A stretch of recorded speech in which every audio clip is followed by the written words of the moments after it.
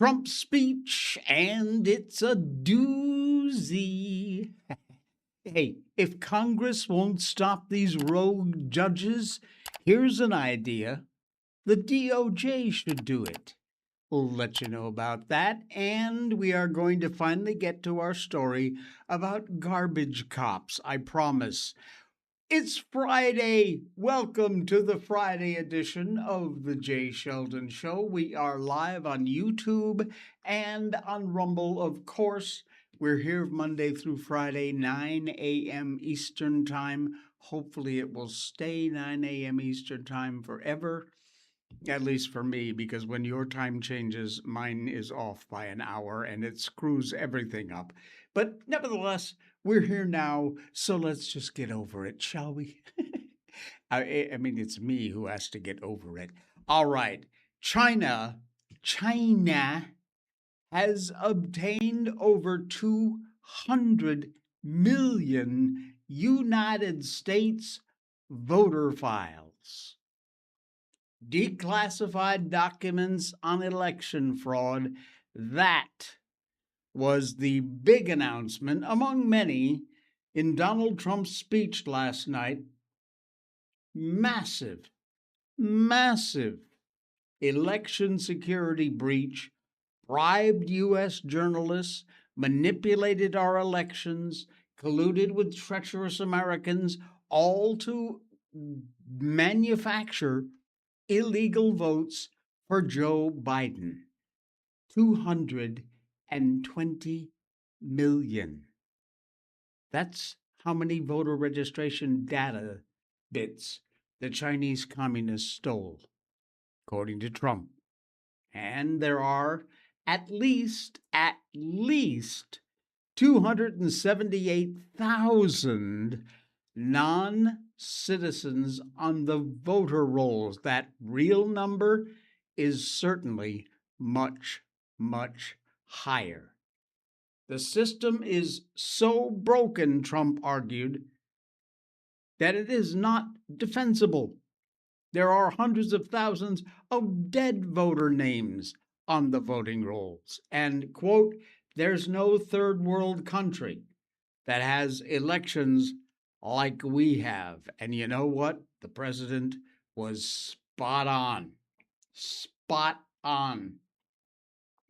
Do we have a small clip? We do. Play that.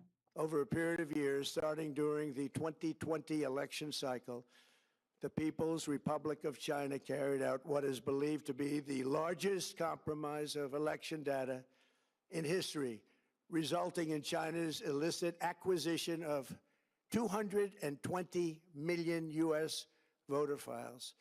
That information includes names, addresses, phone numbers, political party preferences, and other sensitive data that would be needed to register to vote and engage in other nefarious activities, which is exactly what was happening. Think of that, tens of millions of voters' data in 18 states have been bought, stolen, or hacked by China. Yet those responsible for sounding the alarm instead kept the information secret and hidden. They did not disclose to me as president or to anyone else, and to the best of our knowledge, they did not inform Congress. In fact, all they kept saying is, this is the most secure election in the history of our country. A standard, very pat line that was divvied out and absolute bullshit, to coin a phrase. Unbelievable. That primetime speech yesterday was indeed about election integrity. According to him, the deep state intelligence agencies during his first term basically ran a shadow government to hide information on Chinese Communist Party, who were doing nothing almost but meddling in our elections. Trump even said in his second term he has found the burn bags, of course, meant to be burned under the Obama admin, with crucial evidence supporting the criminal charges against powerful former and in sometimes current politicians and bureaucrats. Electronic voting machines, ballot counting machines, all unbelievably vulnerable. The feds knew it, they hid it. The United States, Trump says, adversaries include at minimum Russia, China, North Korea, and Iran, and they can compromise our elections at the flip of a switch. He said, and he's right, the trust of the American people was lost. Man, exactly right. Mid 2018, CCP's policy from the CCP was to leverage anti Trump sentiments to try and force him out. And Chinese money funded anti Trump media blitzes, China also influencing the 2020 elections.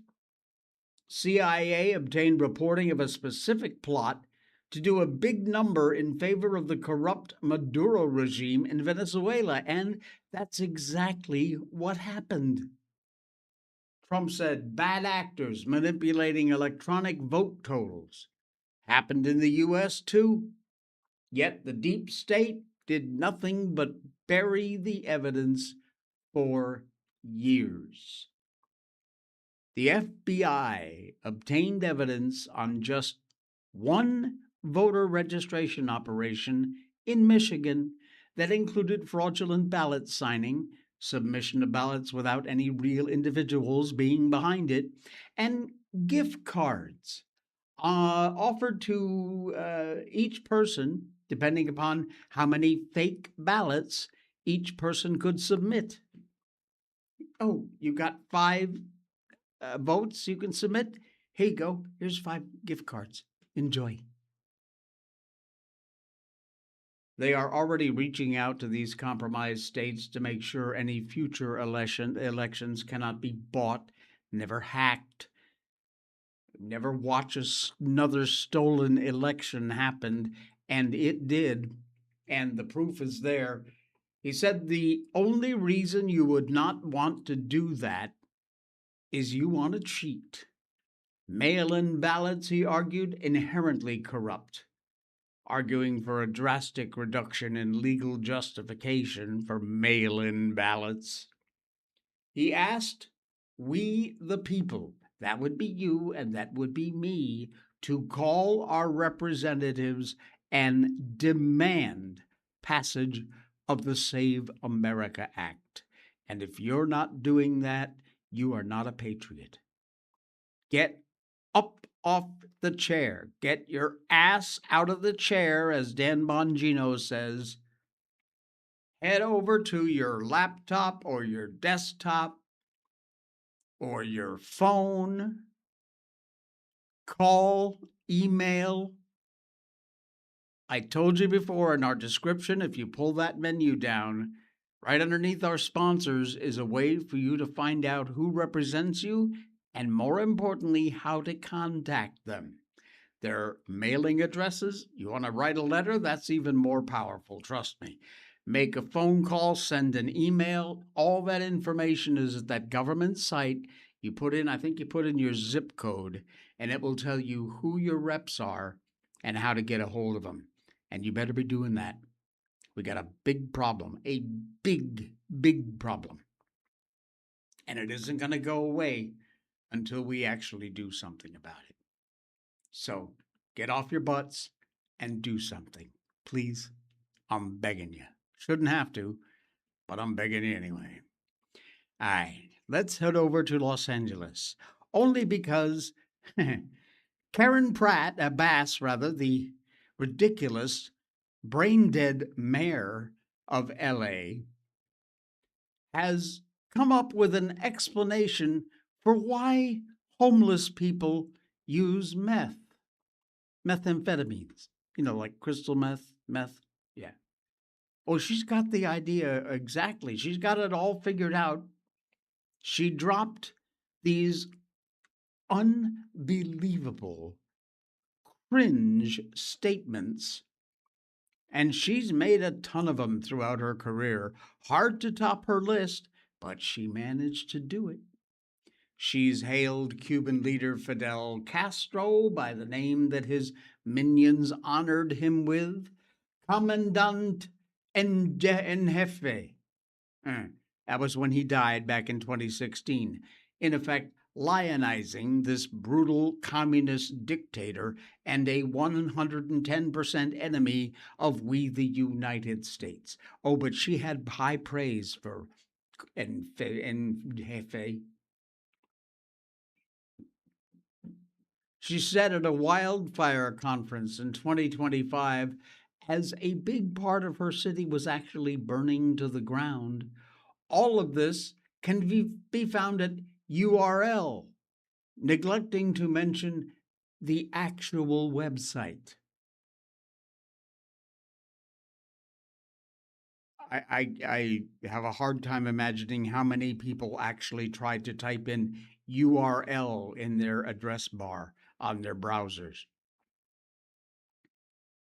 The one and only 2026 mayoral debate, when asked whether non-citizens should vote in local elections, you know what she said?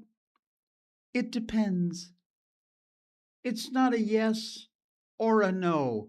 Oh, dear Karen, it is.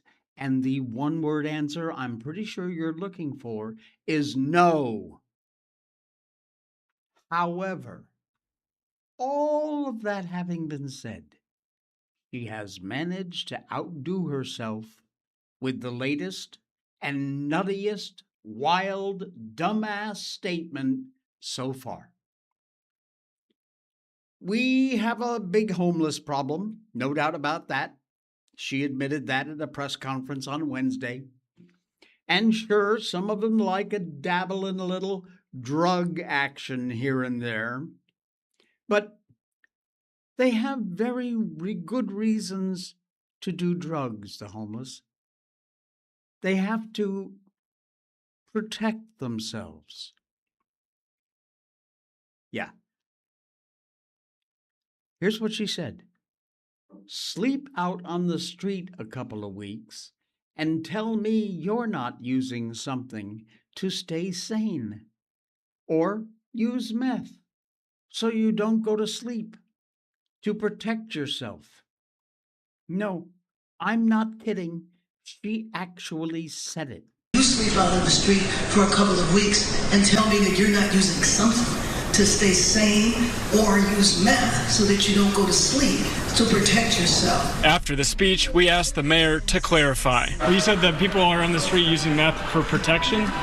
Well, no, what I said is no. What I said is that I know that people have used meth to stay awake at night so they don't fall asleep because they're worried about being assaulted. Yeah, okay, Karen.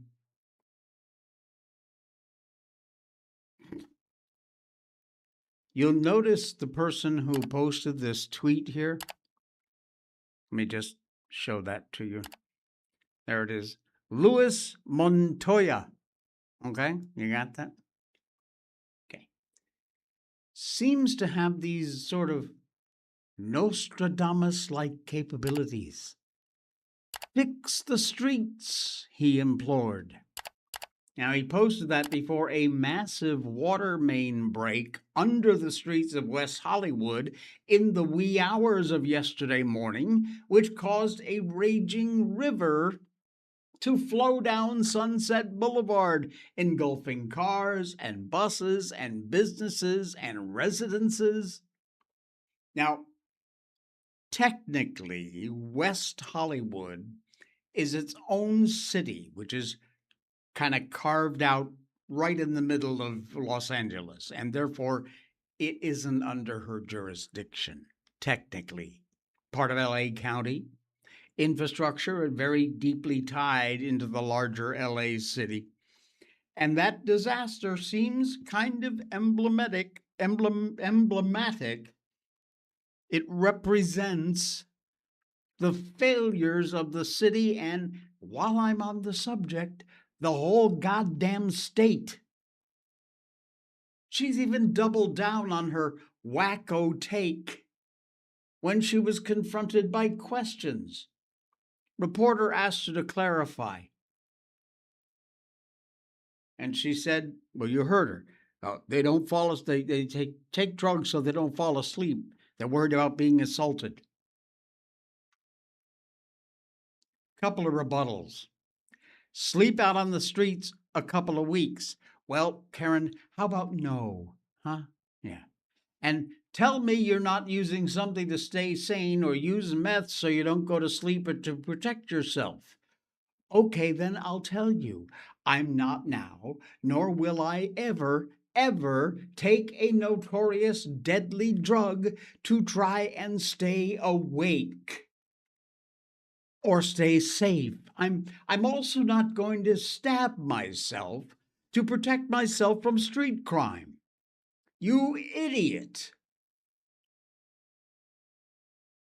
Pratt, former mayoral candidate, fire victim, second place finish, magically evaporated days after the June primary as mail-in ballots were counted. How convenient. Well, he wasn't having a minute of it. Maybe Bass should get some advice from a 3-year-old. Spencer Pratt, posting on X, said, homelessness doesn't cause drug addiction. Drug addictions cause homelessness. 3-year-olds understand this. Why doesn't Karen Bass? Bada bing, bada boom. Unfortunately, the city of LA and its residents are hosed no matter who wins the general election in November, because Bass's opponent is the wild-eyed democratic socialist extremist called Nithya Raman. She would like to take away your barbecue, by the way, and would arguably be even worse than Bass. The only thing you could be possibly celebrating in Los Angeles is at least you don't have Mandani, okay? And that ain't saying much.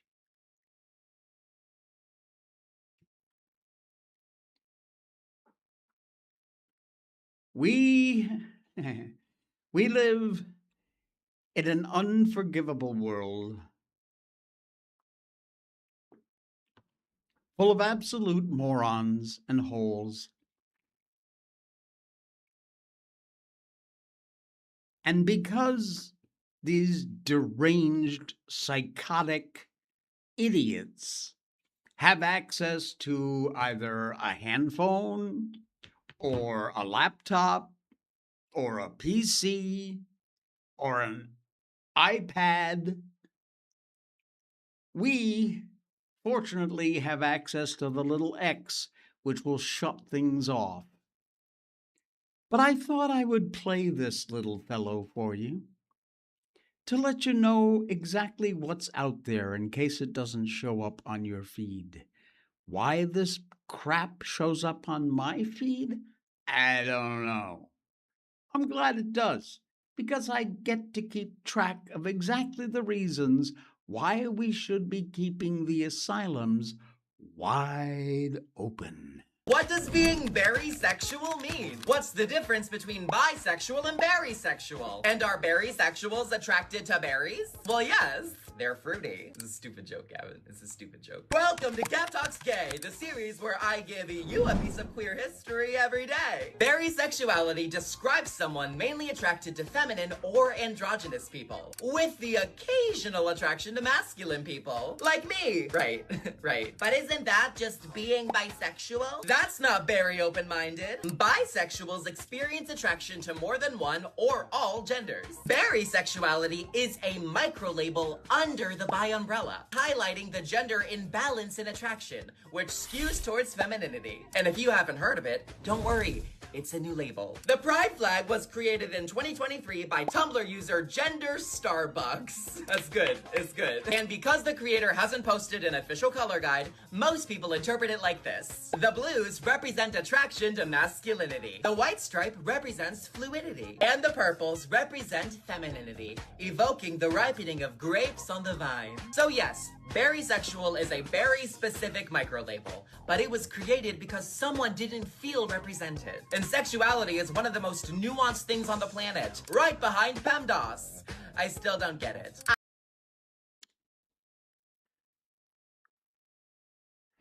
Okay, so here's the deal. Shut the fuck up and get off my computer screen. Okay? Okay. Please, please reopen the asylums. Please. Because I can't stand it anymore.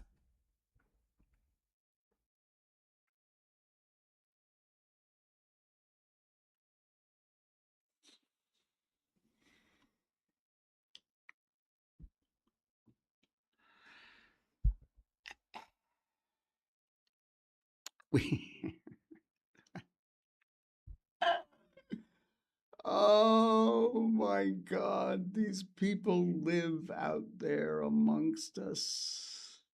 They really do.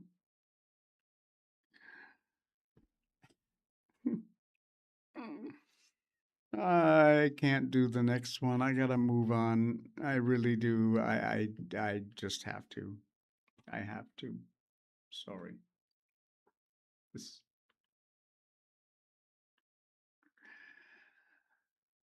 Florida man. Somehow, honestly, Florida man just seems kind of blah compared to absolute wackadoodles like that last nut job.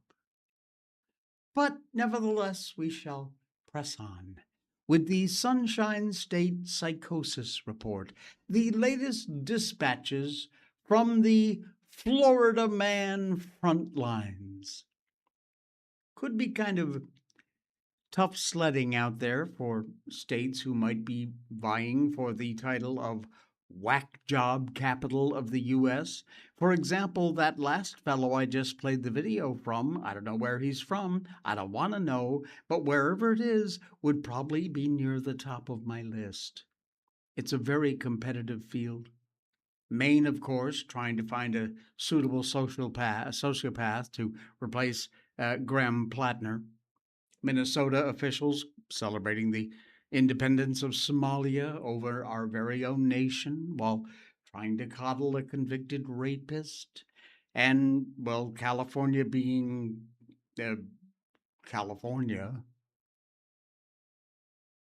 But amidst all the desperate efforts to try and keep up, Florida just keeps leading the pack with its very own brand of psychosis. And the difference, we do not even put in a fraction of what the competitors do from other states. For Florida, it's all part of their inhuman nature. So they just go about their way, delivering the imbalanced behavior by the gross, shrugging at those who are struggling to gain notice. Women, in general, love to complain that men do not do enough chores around the house. And yet, as Kevin Dale Westerhold finds out, when you do pick up a vacuum cleaner, it can still get you in some very serious trouble. Okay, arguably the part of Westerholt's issue was that he was not exactly using the vacuum cleaner to vacuum the floors. Instead, he took around the house a little too literally. I have to go gently through this night. Police Police were called in when Kevin was using his appliance, his vacuum cleaner, in a manner not exactly outlined in the instruction manual.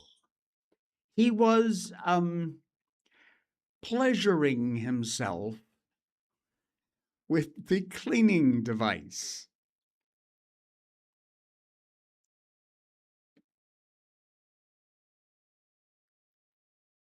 He was also doing that outdoors for the neighbors to see.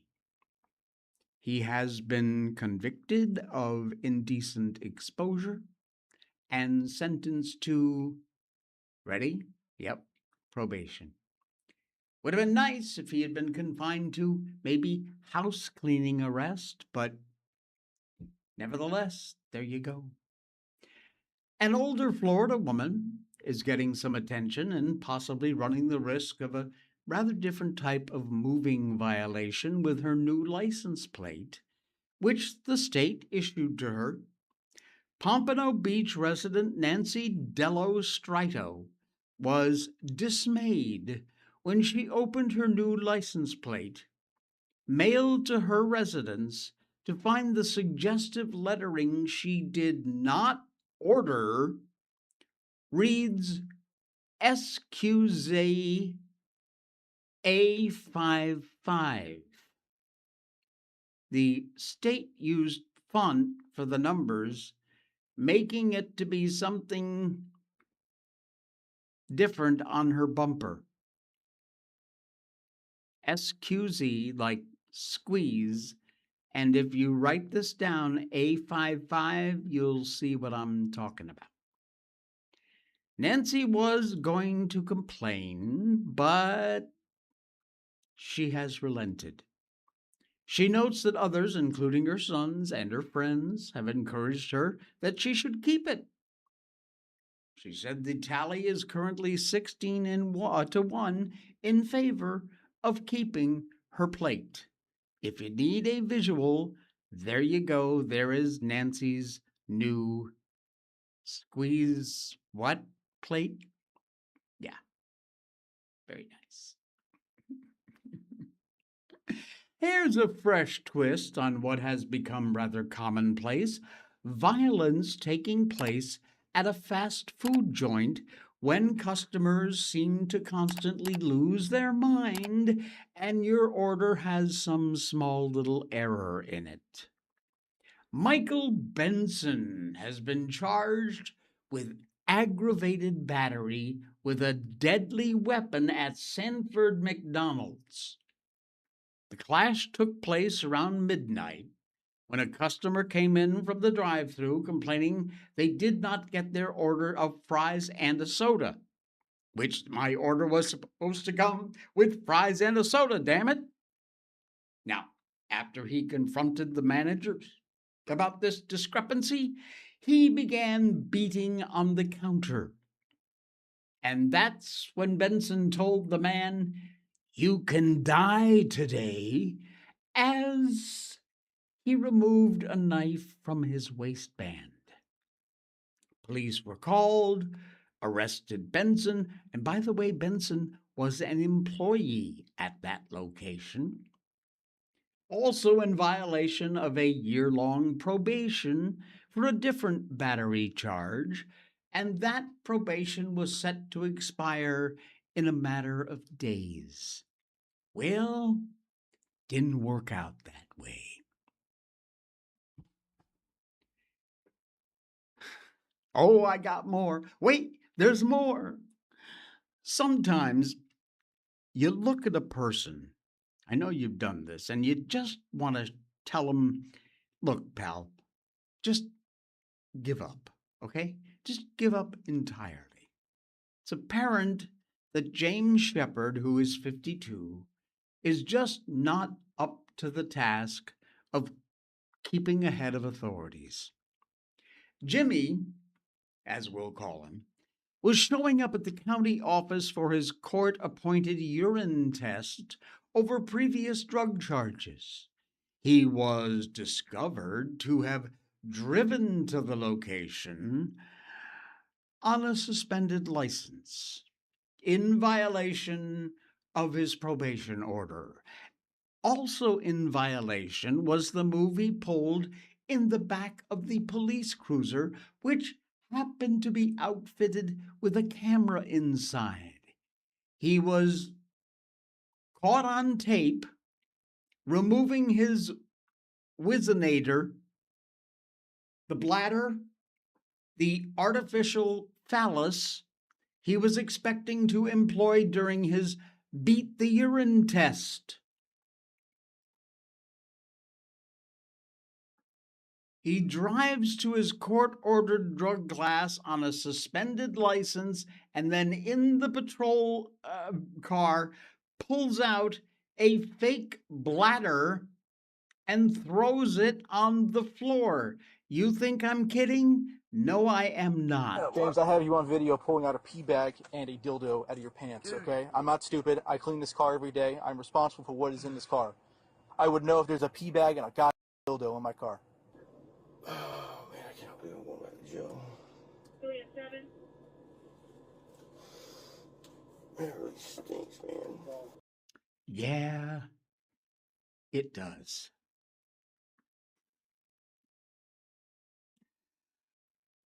It's fair to say that Joseph Kinney just wants to serve the people.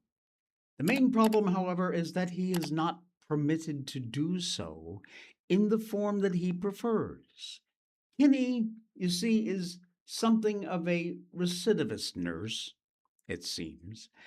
Back in 2002, he had his license to practice yanked by the state, and that led to his arrest, which is sure to lead to more charges that will see him staying in the Gray Bar Inn for quite an amount of time, where they do not have turn-down service. He was arrested with a bad toupee, trying to gain employment as a nurse at an Avita Lake facility, and when his arrest was shown by the local news affiliate, a police sergeant in another district recognized him as the nurse who tended to one of his relatives in Volusia County. He'd already was out on a 5-year probation, forbidden from working in healthcare, posing as a nurse to work in Orange and Seminole counties. He just doesn't learn. It's like I said in the beginning, there are some people you just want to say, dude, give it up. It ain't working.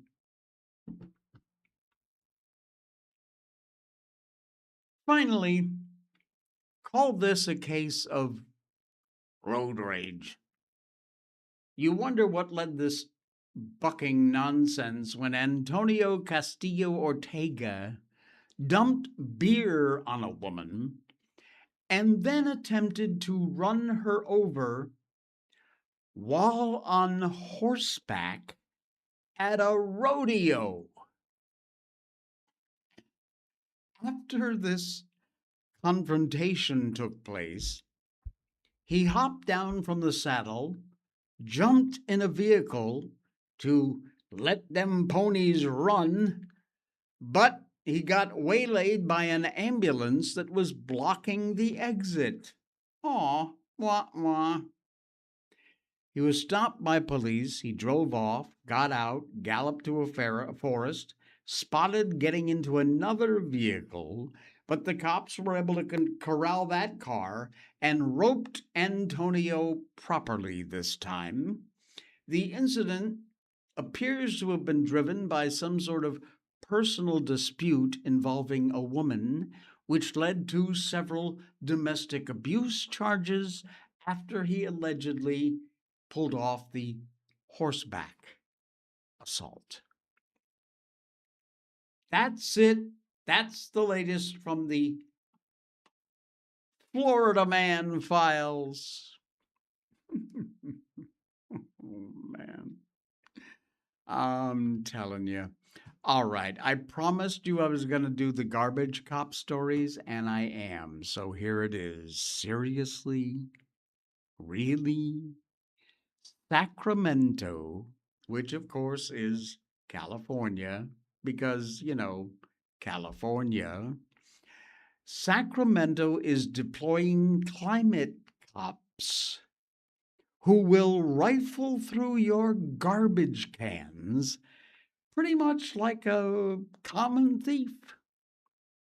Sacramento is getting ready to deploy shiny new climate cops to start rifling through your garbage cans because, of course, the world will end in chaos and despair if not for your improperly sorted banana peels or something like that.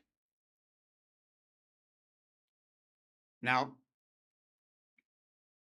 I'm not going to lie. When I first saw this story, I thought, check the headlines. Is this the Babylon Bee here? Oh no, this is real. Garbage in, garbage out, taken to a new, ridiculous level in Sacktown, otherwise known as Sacramento. Well, why is this happening? Pull up your little hemp yoga mat. Let me tell you a little tale. Under California SB 1383 climate law, city crews are going to spend the next several months prying open thousands of curbside bins, rifling through hefty bags, snapping photos, and leaving passive aggressive tags that will either admonish the homeowner or give them a little pat on the head.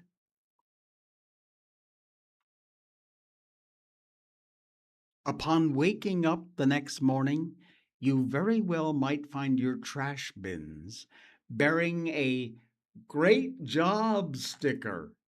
Or, if you're one of those heathens who put their coffee grounds in with the regular trash, you evil person, you might get a "Let's get this sorted out" tag.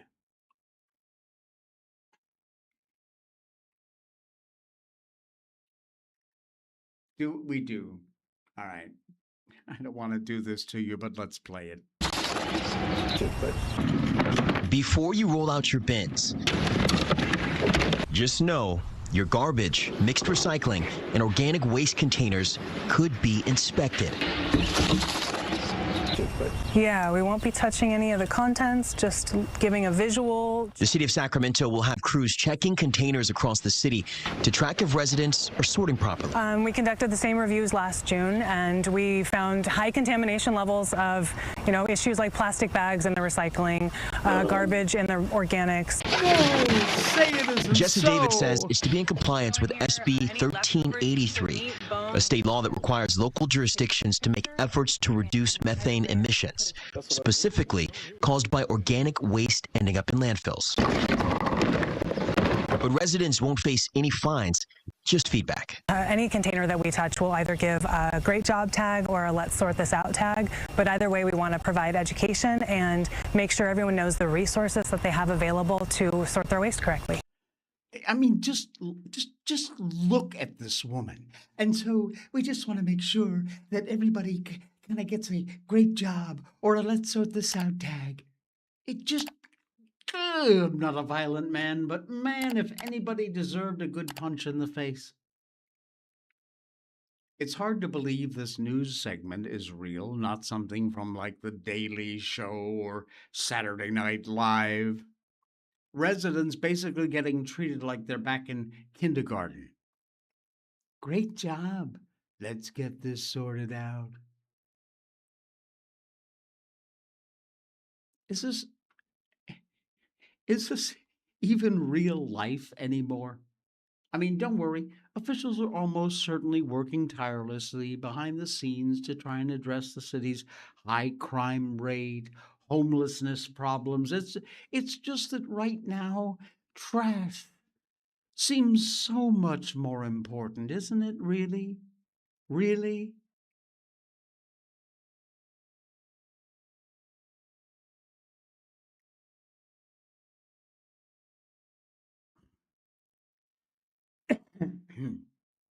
After taking pictures of your garbage, CalRecycle explains the law requires they educate residences and businesses if there's contamination identified in their containers en route reviews.